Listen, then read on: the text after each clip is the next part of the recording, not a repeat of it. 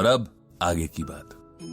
रोज जाने कितने लोग ईमेल के जरिए पंडित जी से अपनी जिंदगी की परेशानियों का हल मांगते, और पंडित जी अपने गीता ज्ञान से हर बार कोई ना कोई ऐसा हीरा निकाल ही लाते थे जो अंधेरी रात जैसी मुश्किल में भी उजाले की किरण बिखेर देता। लेकिन कई बार दूर के लोगों को समझाना आसान होता है, अपने आसपास के लोगों को बिल्कुल नहीं, क्योंकि तब आप भी उनके दुख में दुखी होते हैं और तब उनके साथ आपको खुद को भी समझना होता है, जो कि दुनिया का सबसे मुश्किल काम है।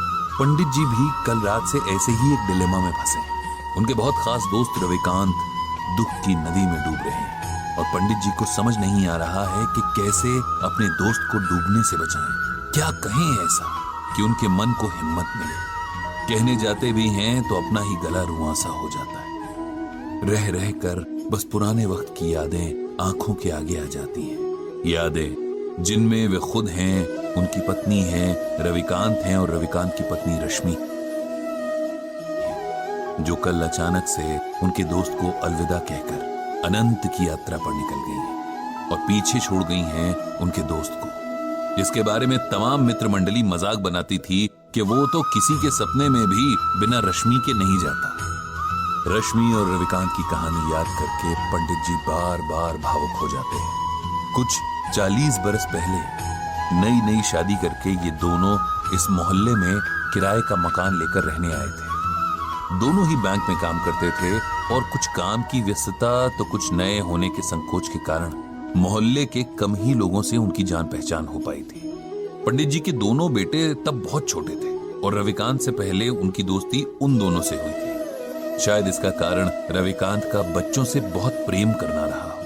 धीरे धीरे बच्चों की ये दोस्ती उनके माँ बाप तक पहुंची और ये चारों भी आपस में बहुत अच्छे दोस्त बन गए। ईश्वर के खेल भी अजब निराले हैं। जिस रविकांत को बच्चों से अथाह प्रेम था, उसी को औलाद के सुख से वंचित रखा।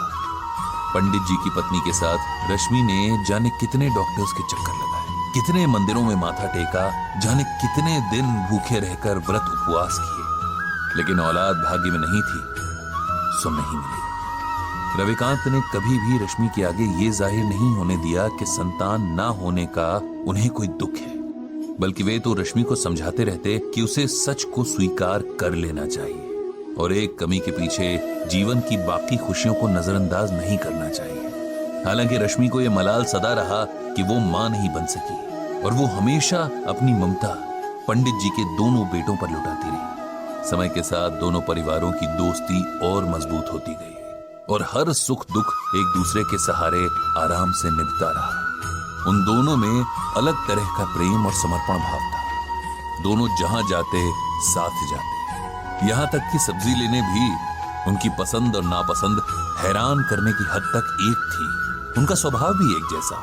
ऐसा लगता था कि जैसे दोनों की ही पर्सनालिटी एक ही रंग से लिखी गई थी। उनके मन एक ही सांचे में ढाले गए थे। एक दूजे के बिना उन दोनों की कल्पना भी नहीं हो सकती थी। और आज वही जोड़ा टूट गया था।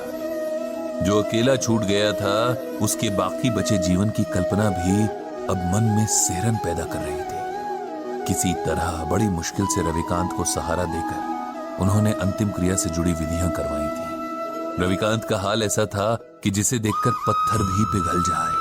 उसका विलाप, उसके आंसू देखकर तो मौत के देवता की आंखें भी भर आई होंगी। कभी मजाक में शायद रश्मि ने रविकांत से कहा होगा कि अंत समय में उन्हें गंगा किनारे जलाया जाए और उनकी अस्थियां मां गंगा की गोद में बहाई जाए।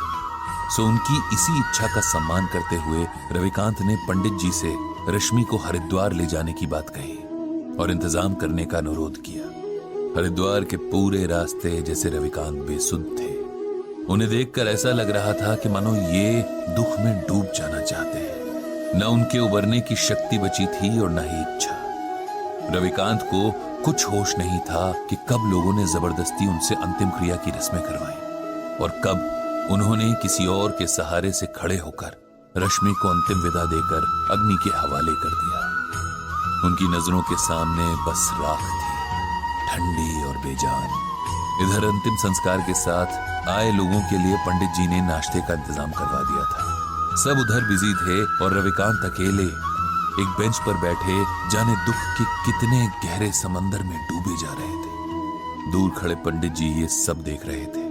उन्होंने तय किया कि उन्हें रविकांत को इस सदमे से बाहर लाना ही होगा, उन्हें सच को स्वीकार करने का हौसला देना ही होगा, क्योंकि अगर ये अभी न हुआ तो कभी नहीं हो सकेगा। रविकांत के पास जाकर उन्होंने धीरे से उसके कंधे पर हाथ रखा और ऊंची आवाज में भगवद गीता का ये श्लोक पढ़ा। नैनम छिंदन्ति शस्त्राणि नैनम दहति पावकः न चैनम क्लेदयन्त्यापो न शोषयति मारुतः। जानते हो रविकांत, इस श्लोक का अर्थ क्या है?